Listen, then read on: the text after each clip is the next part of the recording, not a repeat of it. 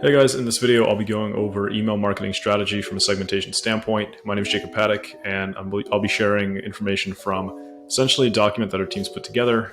This is something that we've been working on ahead of Q4, but really this is a look at how we view account structure and any email account throughout the year. So regardless of whether we're talking about Q4 or quarter one, and anywhere in between, this is really the core setup for any Klaviyo account and any email marketing strategy being run.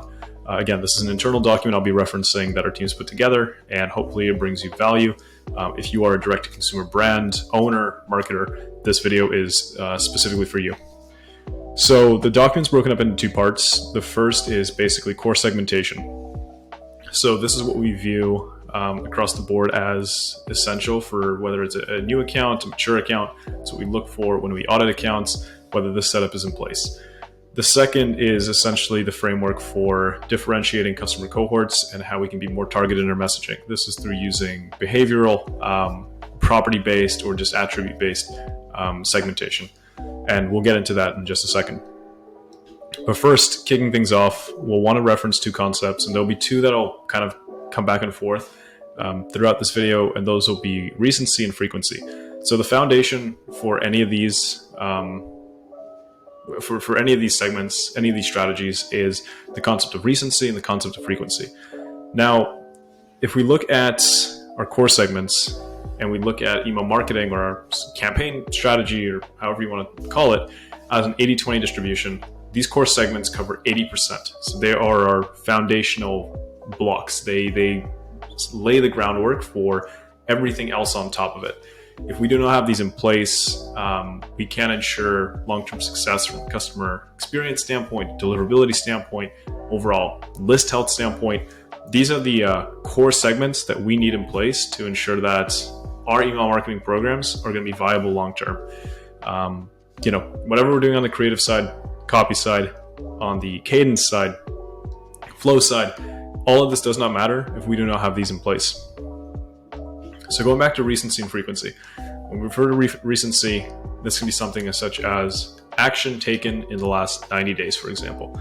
That would be an example of recency in this context. And frequency would be how often is something taking place in a given time period. So for example, has purchased more than once in X number of days, has clicked more than twice in the last 30 days, etc.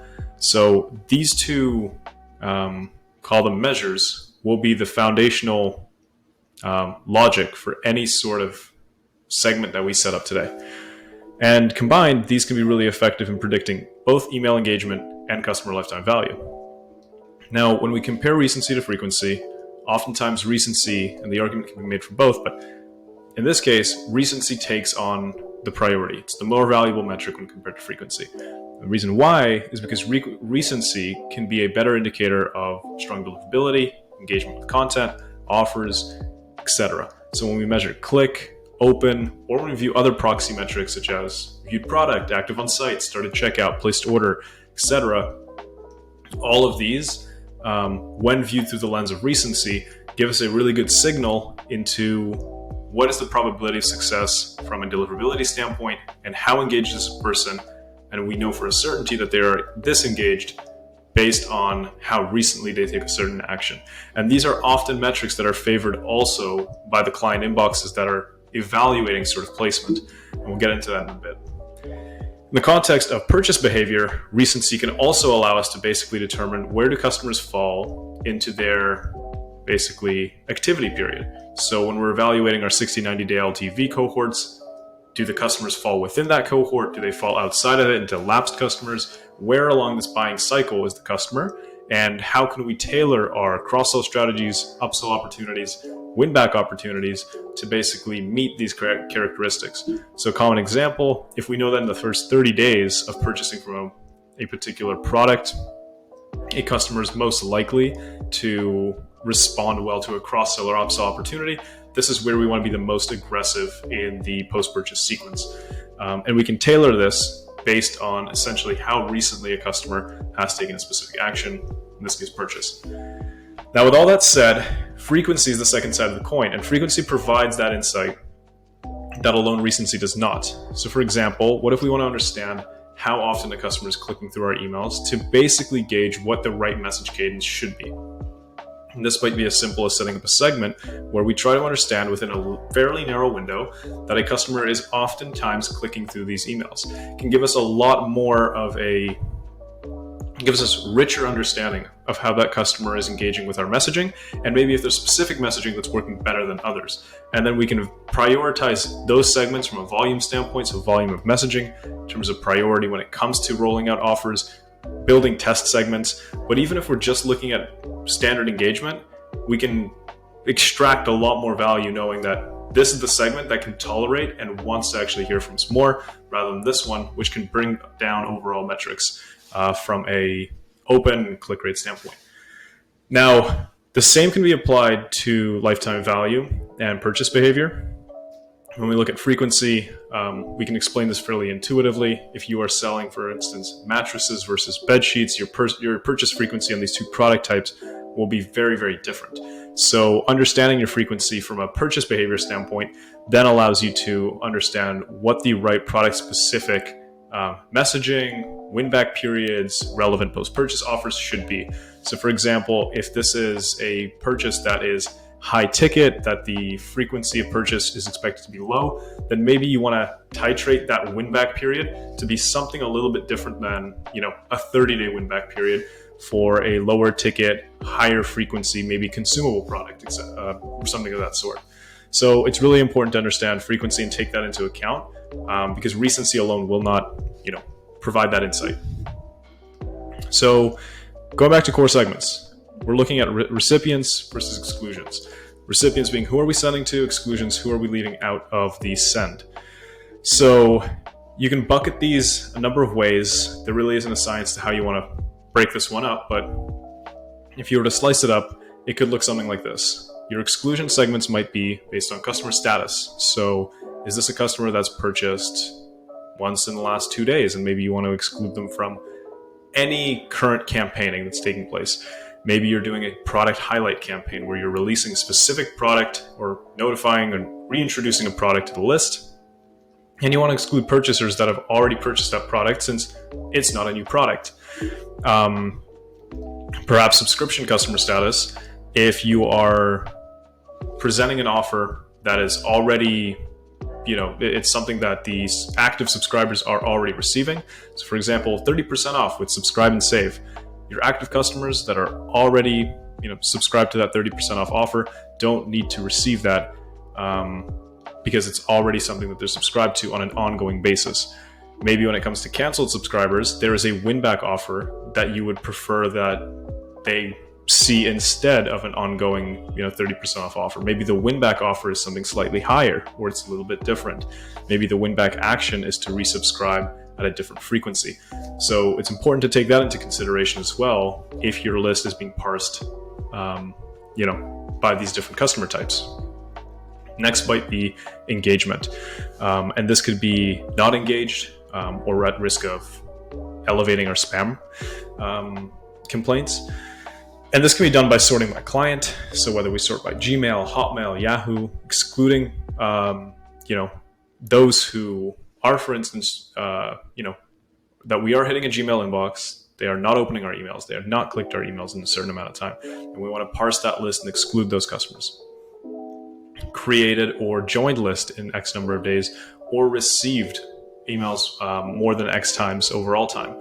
And this is an important one because if we know that a customer has never opened our email, has never clicked on our email, and they've received more than 20 emails overall time, do we want to be sending every single campaign to this person?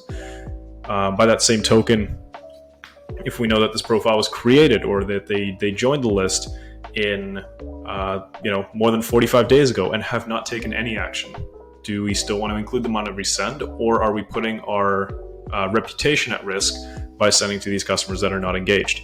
So this is another example of where exclusions by engagement might be important to factor in. And then sorting by other activities, such as whether an email has bounced. Is this a hard or a soft bounce? Opened, clicked, have they been active on site? If none of these actions are taking place and we're just getting bounces, is this a decision we need to make to start excluding these profiles? So again, this is all in an effort to make sure our deliverability and sender reputation are as high as possible. Non-compliance. So what source did they enter by? What is our jurisdiction? What is our consent status? For example, GDPR is slightly different than, for example, CAN spam. And there's implied consent in the US, but in other jurisdictions that may not be the case. So understanding not only the source by which they entered and subscribed, but also their geographic location is important to understand. After this sort of period, we need to start excluding these because of compliance. And then resends. So this is basically based on clicks and opens. So if they have clicked and opened a specific email that you would like to resend, to essentially squeeze as much juice from that email as possible, excluding those who have already engaged with that email is really important, because it essentially prevents double sends and allows for that second opportunity to provide value to the list, and allows for another attempt at the inbox. Now, on the recipient side, it's kind of a flip when it comes to engaged from not engaged. So the idea here is that we can parse this into those who have at least taken one of the following actions in the last number of days. So call it engaged by open and click. So we can set a 30-day engaged window or a 90-day engaged window and say that if you have opened in the last 90 days or you have clicked in the last 90 days, we consider you an engaged profile. And that's a pretty common strategy that is best practice and has been best practice. But there are caveats as well. For example, if we want to build a segment that maybe has proven to be more tolerant of a higher volume of messages, is our more engaged segment of subscribers. They follow our emails quite closely. They click through more often. Then we might want to use frequency as another piece of this logic rather than just recency alone. We're looking how recently was an action taken. We want to here look at how frequent an action is taking place and how recent those actions are. So an example of this might be, has opened or clicked the email more than once in the last 30 days. That would be a highly engaged segment, for example. We can even narrow this if we want to 14, 7 days, depending on what our tolerance is. And then engaged by other proxy metrics, such as active on site, viewed product, added to cart, started checkout, joined, placed order. All of these are proxy metrics for engagement. They don't necessarily reflect that someone is engaging with our emails, but they're highly correlated to an engaged profile. So having this data fed into Klaviyo allows us to essentially make fairly safe assumptions about how a customer is interacting with our brand. And at the end of the day too, these actions can also be much closer, or the messaging, can be tailored to be much closer to the action they've taken, because this is the fundamental, this is the fundamental approach to any flow.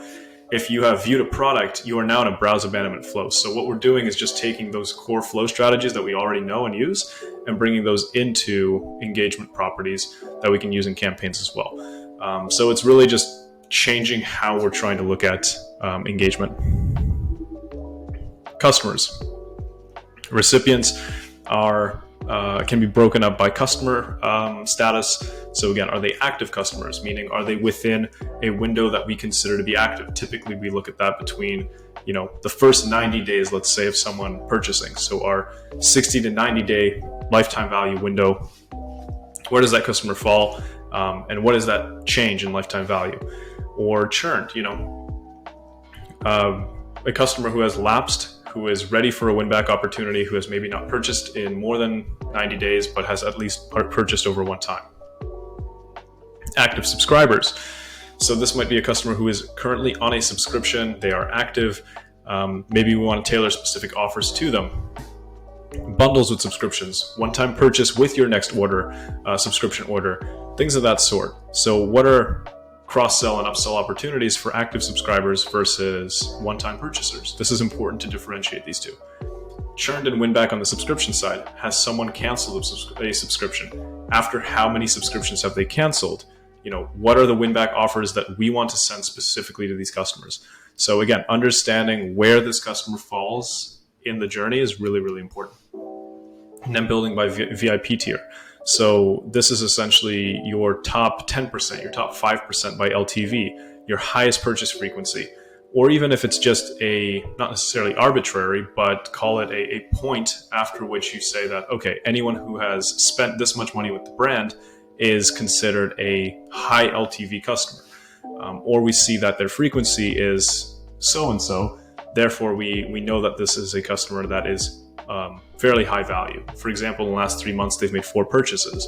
Maybe that's a customer we want to keep an eye on and send very tailored messages and offers to, and also a good customer cohort to test certain offers on that we don't necessarily want to approach the full list with just yet if it's a very specific offer.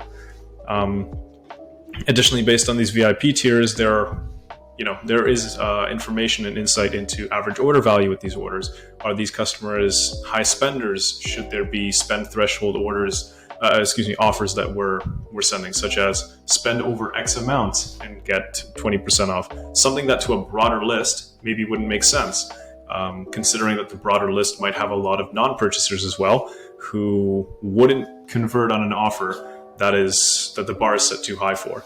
A prospecting offer and a retention offer are not always the same thing, often are actually very different. And then lastly, non-customers. So speaking for themselves, non-customers are also recipients of our emails, and we want to tailor the messaging to them and understand that we are sending to customers who are still currently prospects. They have joined in a certain amount of time.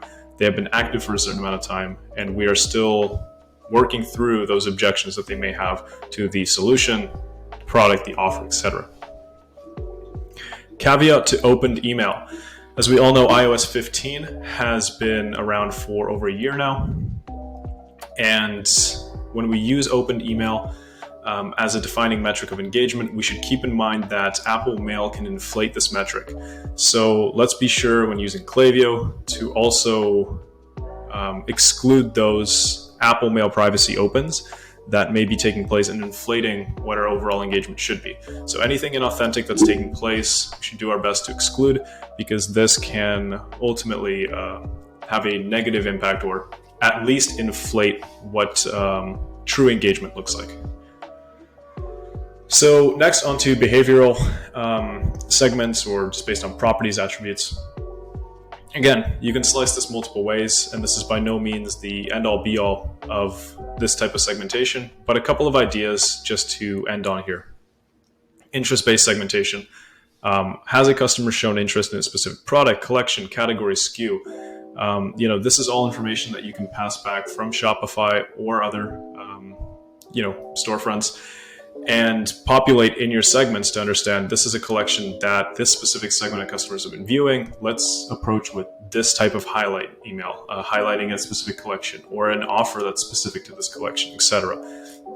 So for example, if we're running a multi-day or multi-week sale that's specific to one collection, maybe the frequency of sends is actually tailored towards these interest-based segments that have previously shown interest, and we want to maximize impressions for that specific cohort rather than just approaching the broader list unnecessarily or too much or in excess of what would be healthy. In terms of 5-star reviews, if you are integrated with a third-party tool such as Yotpo or JudgeMe, these are great ways these are great tools that allow us to essentially pass back 5-star review ratings and scores and when these reviews were left, and allow us to leverage essentially that information for tailored referral offers, special discounts, new product tests, etc. So we know the customers that have responded positively to the product, have enjoyed the brand, enjoyed the product. We can leverage those customers through either referral programs or through special offers and make sure that our messaging is tailored to them. Source specific. Again, using custom properties to understand which sign-up sources customers are coming from. If we're testing multiple offers, for instance, on prospecting, if we're testing multiple offers on our sign-up pop-ups, it's good to understand where the actual customer is coming from so that we can not only send them through the appropriate welcome journey, but if needed, we can have the right offer sent through campaigns. So this is really important to understand. And then segmentation logic can also be built to, investigate list growth on that end, look at those segments through the lens of lifetime value. So this is the source they came through, this is their total lifetime value after 90 days, and there are a lot of insights that can be pulled from there.